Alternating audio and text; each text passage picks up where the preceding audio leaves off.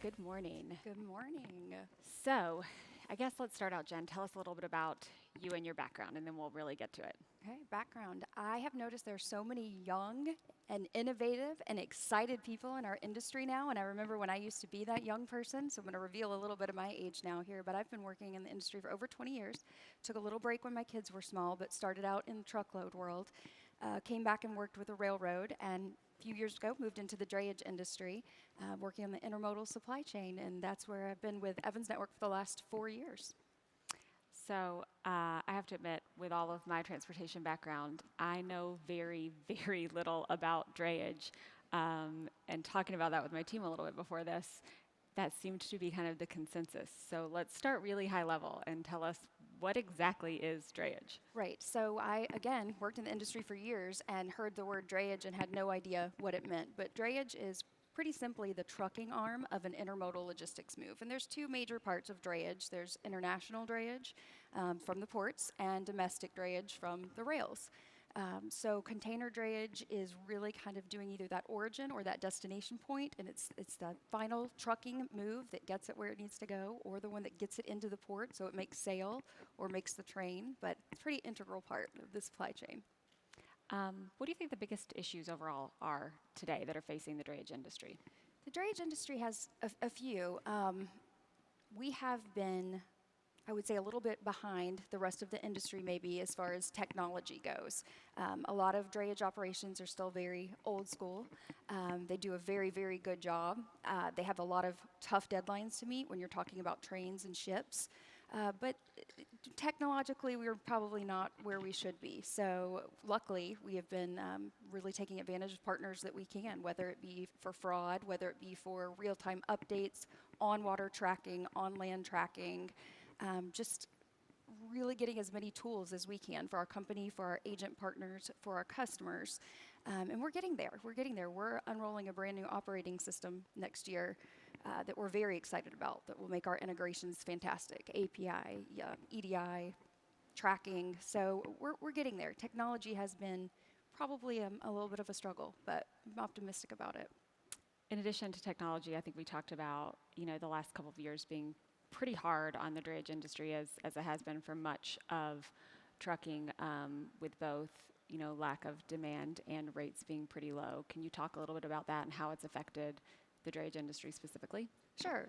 Drayage, just like the rest of trucking, as you alluded to, it's been rough. We've had low volumes and low rates, and therefore we have lower revenue. And it's hard to keep those trucks moving and making sure that they're getting the paycheck they need, and just making sure that we're keeping everybody successful and busy.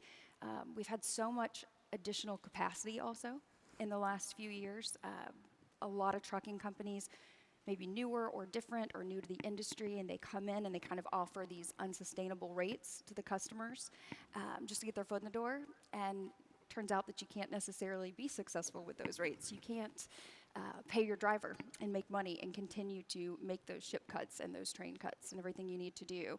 And it just brings the whole market value down of what we do. But I think as we continue to weed out some of that additional capacity and some bad actors and, capacity versus demand. That's what it's always been in trucking, and that's kind of what it always will be. It's kind of amazing how the freight market naturally self-corrects as some of those carriers who've been moving at unsustainable rates will exit. Correct. As we talk about that, obviously we've declared the Great Freight Recession dead. Are you seeing signs of life as well, specifically at the ports with inbound freight? We are. We're seeing signs of life. We certainly saw, I would say, a bottom out, maybe a third quarter, and it's come up a little and it's steady. I think everybody's been saying for 2 years now that they're cautiously optimistic. I am finally actually cautiously optimistic. I think we're going to see a boon in imports, certainly people who are trying to get ahead of the tariffs. The market has been so straight to shelf for the last 18 months to 2 years. People are going to be trying to fill those warehouses. So I'm looking forward to that little boon, maybe that we see a little peak season of shippers getting ahead of that. And also, like as you guys mentioned, as certain carriers are weeded out or they're not able to perform the services, then it's more freight for us to handle and more freight for us to keep moving forward with. So we talked a bit about technology. We talked a bit about rates, and I know you mentioned that one of the other big issues really plaguing the drayage industry is fraud. So tell us a little bit about the landscape there, what's been happening, Sure. and then suggestions on kind of how to combat that. Fraud has been an issue for everyone, right? So it used to be we were truly just worried about someone stealing a trailer full of freight or a container full of freight. And of course, that's still something that we're concerned about. It still happens. But fraud has also gotten so much more advanced. And it's happening on so many ways digitally. It's happening with people creating false entities. So many issues with it that we a few years ago never would have even anticipated. And these fraudsters are really smart. They're very smart. They know what they're doing. So having the right partners to help combat that. I heard our earlier highway was mentioned. They won an award today. They've been a great partner for us for anything that we're brokering in, brokering out, for getting our carriers up to date. But I'll tell you the number one thing to prevent fraud, while we love tools like highway or whoever you're using, the number one thing is for shippers and customers to use carriers who they have trusted and valued relationships with. Don't use, so-and-so trucking that popped up last week or that you've never heard of or doesn't have the score that you need. Use your trusted partners that have been moving with you, that have proven themselves, that you know are doing things correctly, and that understand your business model. Going backwards a little bit, talking about, well, I'm a pricing nerd, right? I always want to talk about rates because it's just kind of my jam. But tell me about, I know that accessorials and all-in rates and some things, since drivers are paid a little bit differently in the drayage industry, what is different about the drayage industry? Why do accessorials matter? And why are all-in rates kind of such a hot topic that seem to come up a lot when I'm reading about it? Okay, accessorials, good point. They are very, very different in the drayage industry. I mean, we know that they're different in each mode. But when you're talking about accessorials with a dray, it's not just your basic, detention or whatever. I mean, you have so many moving parts in a supply chain. So you have demurrage at the ports. You have storage at the rails because you're leaving the containers are on their property. But however, it's not your containers. They're steamship line containers. So you also have the per diem of paying for having those out on the street, renting their containers from them, even if your customer is the one who is, loading them and moving them to you. Any type of wait time at the port. If a ship slips and it comes a day later, I mean, the accessorials are they're massive. Chassis are extremely hard to manage. You have to have someone who is really on top of managing and rectifying that equipment pool all the time. So very, very quickly in the dray world, your accessorials can spin out and really dip into your profit very, very quickly. And you mentioned all-in rates because of that. All-in rates are always going to be difficult, I think. And I understand why a customer or a broker would want to do that. That's part of your budgeting, right? You're budgeting what you're going to spend. But there's so many moving parts. And I think in all of the industry right now, fuel can move up and down so quickly.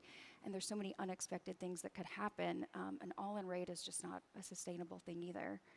And another interesting thing about accessorials that people don't say often, but there will always be some that we know and that we prepare for, but if you see a string of unexpected accessorials that continue to occur, that's a sign that there's a weakness somewhere in that supply chain. That should not be happening. So it's an opportunity to also dig in and say, where is this ineffectiveness? Is it with the steamship line? Is it with the rail? Is it with the carrier? Is it with the individual shipper not getting the appointments done? Where is it? And it's just a good time to examine your supply chain and see where you can make it more efficient. So yeah, that was actually going to be my next question. It sounds like efficiency and really the logistical chain of keeping everything in the right order and everyone understanding the timing of it is really important.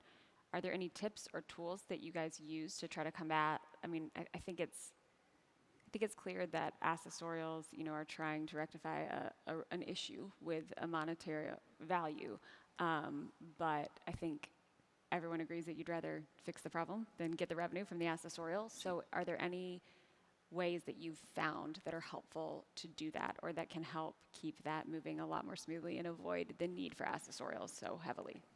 It's really just identifying where that problem is, and there are, again, so many moving parts in an intermodal load. So it takes the time to sit down, and it could be somewhat a manual process. Of course, there's data that you can use that can show you where there's a glaring inefficiency or there's a problem, but it's a very manual process, too, to speak to the people who are in the operations. Why are you stuck there? Is the port backed up? Is the train late? Is it not moving quickly enough? Is there a chassis shortage? Chassis shortages have been a real issue off and on in different markets for the last 18 months or so. And why is there a chassis shortage? Is it because freight's just sitting on them? It's not because they're necessarily being overutilized. Is it because we're storing freight on chassis instead of turning them?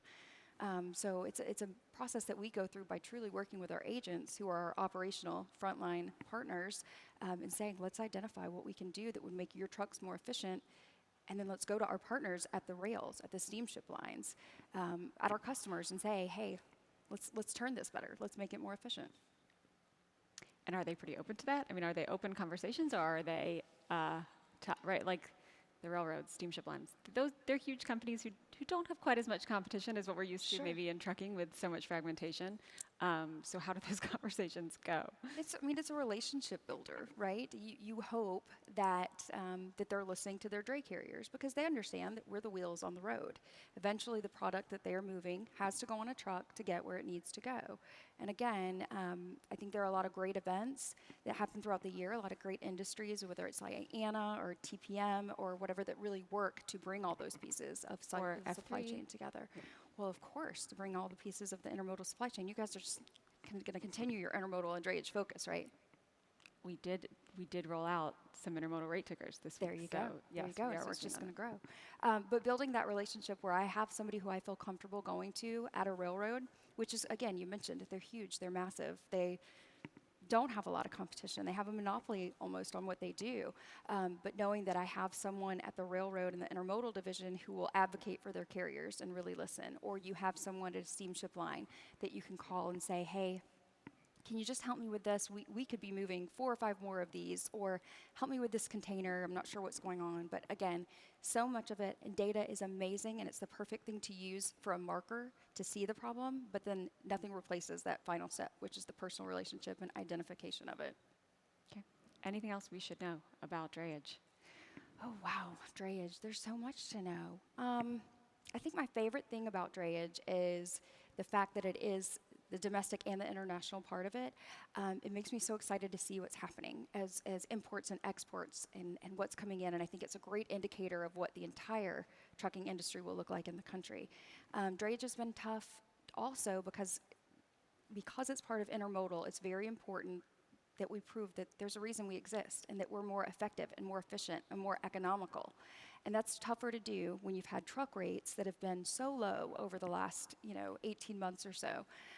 So going in with our intermodal partners and saying, this is why you want to use us. We might not be quite as fast as something that's on direct to truck, but let us tell you about why it's safe, why it's going to get where it needs to go. But we have to continue to make sure that it's economical, because that's our big selling point. When truck rates go up, people will automatically gravitate towards the rails. They just will. And then domestic intermodal will go up again too. But we're still over here and we're doing it well. And most drayage drivers, they know the ins and outs of those ramps. They know the ins and outs of those ports. They're getting it done. They're experts at what they do. Great. Well, fun fact, Jen is my older sister, taught me how to ride a bike and many things through life. So thank you for also teaching me a little bit more about drayage today. Absolutely. Thank you for having me. Yes, also kind of brought you into the industry. Well, Very it's a true. whole family thing. Very true. Our fathers in the industry too. But Julie said that she wasn't going to go into trucking. And she and I both majored in English literature, and we both ended up Here we in are. trucking and supply chain. Yeah. Here to stay, hopefully, right? Once it's in your blood, you can't get it out. So Well, thank you so much. thank you so much for having me. Great event.